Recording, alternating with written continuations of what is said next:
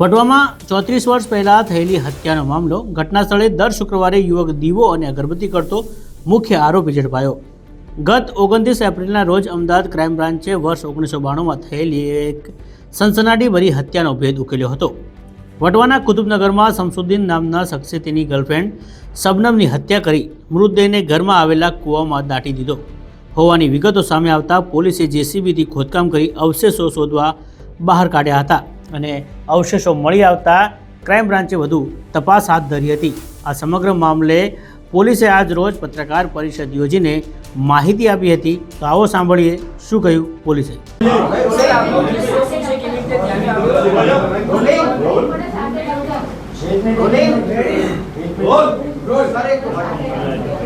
Sir, Vatva વિસ્તારમાં એક 1992માં થયેલી હત્યા કેસમાં મૃતદેહ મળી આવ્યો છે। ક્રાઇમ બ્રાન્ચ તપાસ કરી રહી છે। શું વિગત, કોની સંડોવણી? અમદાવાદ ક્રાઇમ બ્રાન્ચની જે એક વણઉકેલા ગુનાઓ ઉકેલવાની એક પરંપરા રહેલી છે અને એ માટે જ ક્રાઇમ બ્રાન્ચનું એ મહત્ત્વ છે। ક્રાઇમ બ્રાન્ચને એક ઇન્ફોર્મેશન મળી હતી કે વટવા ખાતે કુતુબનગરમાં પ્લોટ નંબર 10માં આવેલ મકાનમાં કોઈ મહિલાની મતલબ હત્યા કરી એની લાશને ત્યાં દફનાવી દીધેલી છે। આ ઇન્ફોર્મેશન માત્ર આટલી જ હતી શરૂઆતમાં જ્યારે મળી ત્યારે। એટલે ક્રાઇમ બ્રાન્ચની ટીમ દ્વારા આ જે માહિતી છે એના ઉપર કામ કરવામાં આવ્યું લાંબા સમય સુધી અને ત્યારબાદ એ નક્કી કરવામાં આવ્યું કે જે મકાનમાં આ કુતુબનગરમાં મકાન કયું છે, આ મકાનમાં એ રીતે મળ્યું મકાન કે બધા જ મકાનોમાં ત્યાં જેટલા મકાનો અત્યારે હયાત છે એ મકાનોમાં એક જ મકાન એવું છે કે જે 5 થી 7 વર્ષથી ત્યાં કોઈ રહેવા આવતું નથી। એ મકાન વિશેની માહિતી મળતા અમને ખબર પડી કે એ મકાન અગાઉ સાલિયા બીબીનું છે અને એ સાલિયા બીબી હાલ હયાત નથી।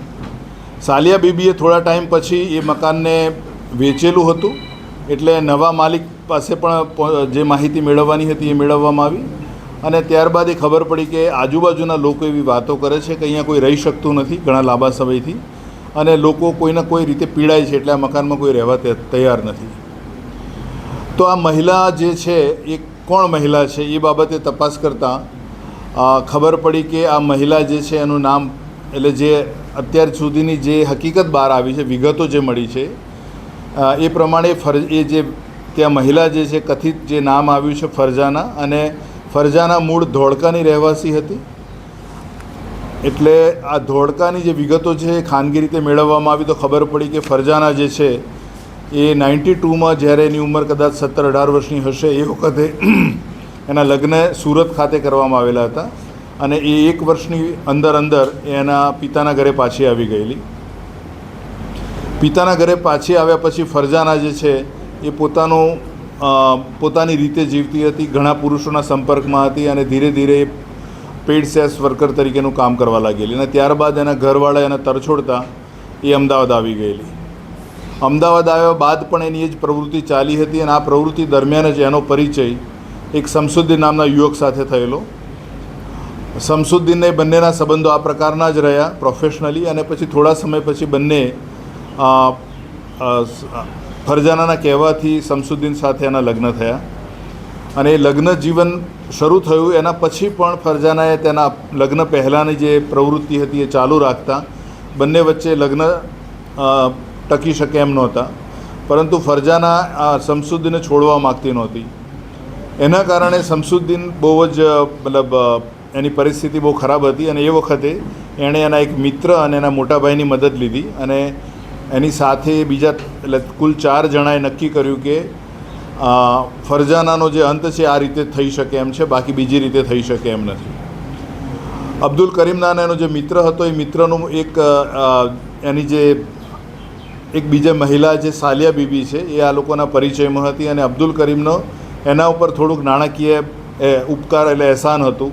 એના કારણે સાબિયા બીબીના ઘરે આ બંને જણા શમસુદ્દીન અને એની પત્ની ફરજાના એ બંને ત્યાં રોકાવા ગયા અને એ રાત્રે અગાઉથી જે પ્રકારે એમણે જે કાવતરું રચેલું હતું કે આ લોકો રોકાશે ત્યાં અને પછી મોડી રાત્રે બાકીના 2 કે 3 વ્યક્તિ ત્યાં આવશે, એ આવશે ત્યારે એમણે અગાઉથી જ એટલે કે અબ્દુલ કરીમ અને ઇકબાલે અગાઉથી જ એ ઘરમાં જે ખાડકૂવો ખોદવાનો ચાલુ હતો એને તૈયાર રખાવેલો હતો.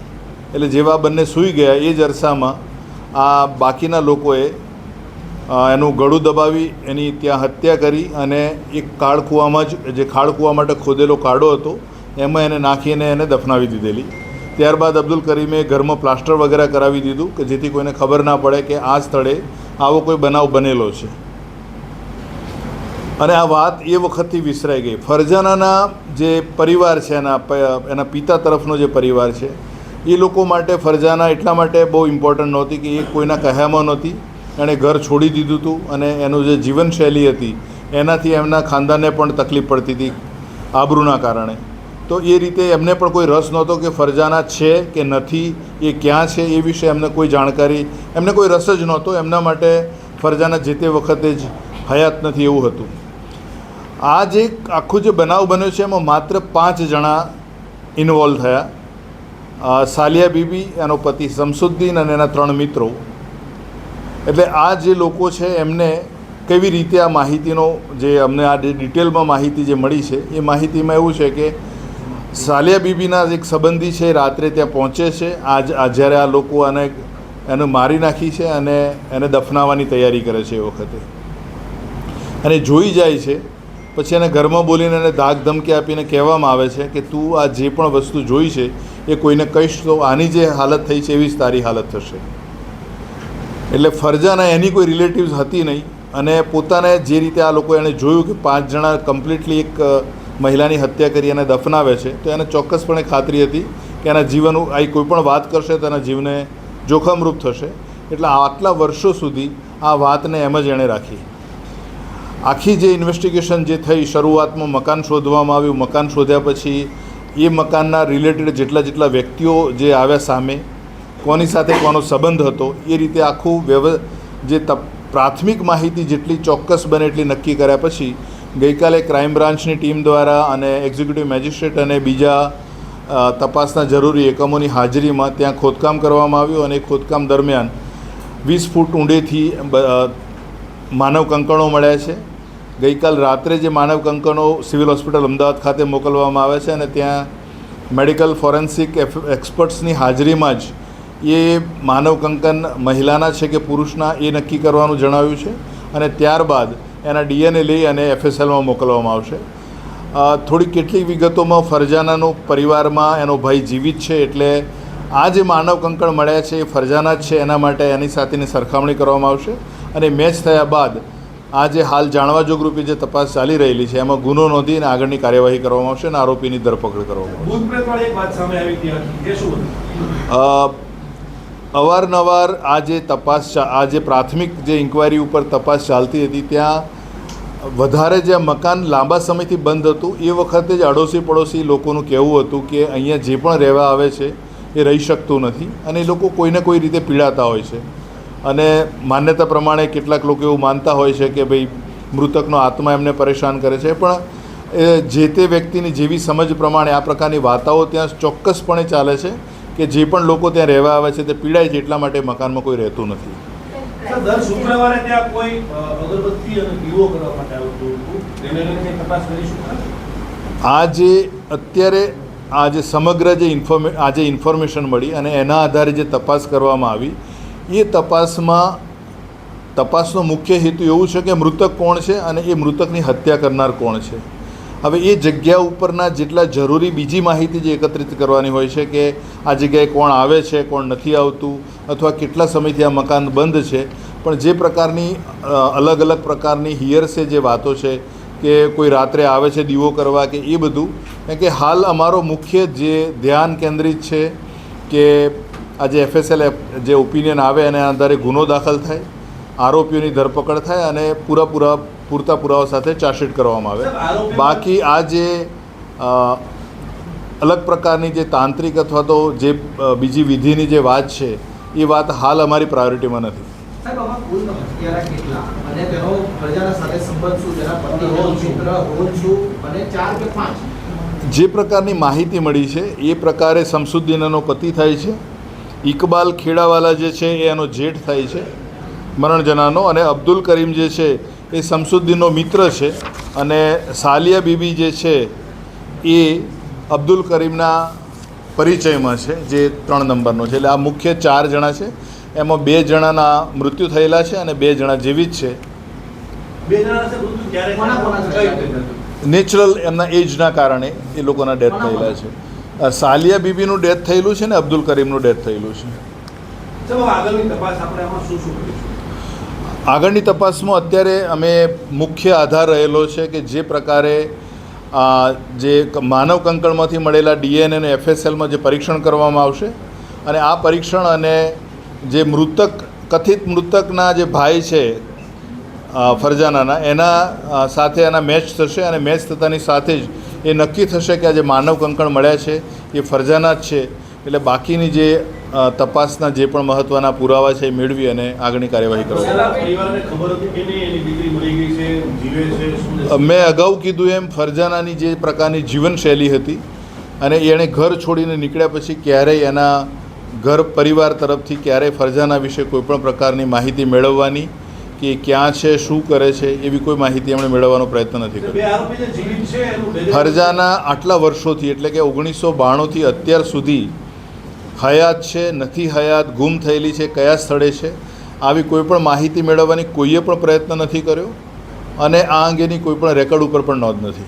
સાહેબ, બંને આરોપી જે જીવિત છે એનું બેકગ્રાઉન્ડ શું છે, અત્યારે શું કામગીરી કરી રહ્યા છે, ત્યારે શું કરતા હતા?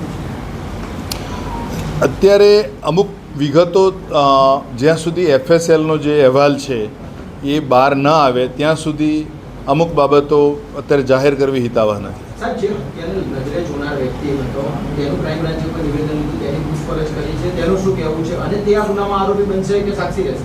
આમાં જે નજરે જોનાર શાહિદ છે એના વિશેની માહિતી પણ હાલ આપની સમક્ષ મૂકવી તપાસને નુકસાન કરતા હોય હાલ જાહેર કરી શકાય એમ નથી. આરોપી બનશે કે સાક્ષી જ રહેશે?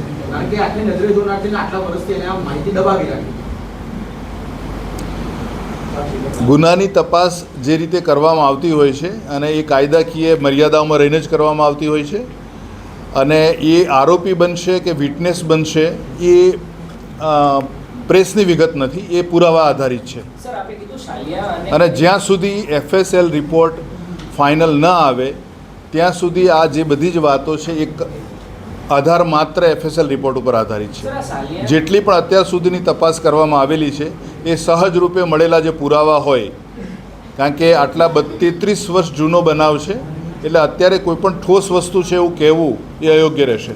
સાહેબ, પોલીસ માટે 45 વર્ષ જૂનો કેસ ડિટેક્ટ કરવો કેટલો પડકારજનક હતો? કેવા પ્રકારના પડકારો અમદાવાદ ક્રાઇમ બ્રાન્ચ અને ખાસ કરીને એપી જેબલિયા જે પીઆઈ છે અને ઘડિયાળના આખી ટીમને તમને કઈ રીતે અહીંયા સુધી પહોંચ્યા, શું એમાં પડકારો થશે? સામાન્ય રીતે જ્યારે પોલીસને કોઈ વર્ષો અગાઉ બનેલા કોઈ ગુનાહિત બનાવની માહિતી મળે છે ત્યારે એમાં મુખ્યત્વે એમની ધીરજ અને ડેડિકેશન બહુ જરૂરી હોય છે અને એ એમણે જાળવી રાખ્યું છે. ખૂબ જ પેશન્સ સાથે અને પૂરતા ડેડિકેશન સાથે કામ કરતાં આ સફળતા મળી છે. સર, શમસુદ્દીન અને ઇકબાલ અત્યારે કરે છે શું કામ? Thank you.